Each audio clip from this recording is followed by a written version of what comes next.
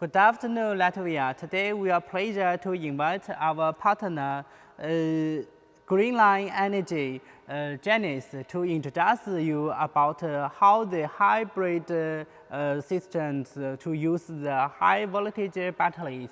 Thank you, Janice. Welcome here. Labdien!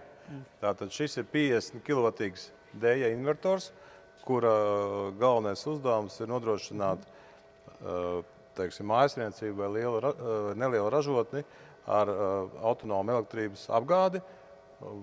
Gadījumos, ja pazūd elektrība tīklā vai arī palīdz samazināt izmaksas, ņemot no tīkla elektrību, kad viņa ir lēta, vai arī no saules paneļiem, kas ir šeit, ir 8 virknes paredzēts šim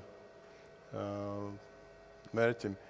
Un transformējot elektrību uz baterijām, kuras šeit ir, kā redzams, vienā ir, šeit ir 10 moduļi, tātad 50 kW šeit atrodas, šeit ir otri 50.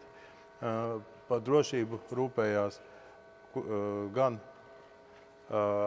Dējas BMS, gan arī šeit ir atsevišķi BMS, kas nodrošina automātiski atslēgas avārijas gadījumos kontrolē sistēmu.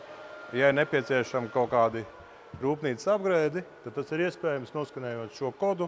Rūpnīcā redz arī visu pati. Šeit var redzēt BMS kādi ir, ja, un tad, teiksim, kļūdas tiek visas novērstas attālināti. Tad sistēma ir droša un ļoti stabila un palīdz jums iekonomēt elektrības cenu, teiksim, tādā tirgū. Un arī vēl viena lieta, kad būs iespējams vairāk uzzināt ar tieši no inženieriem drīz oktobrī, kad viņi ieradīsies Latvijā. Paldies! Thank you, Janice. Thank you.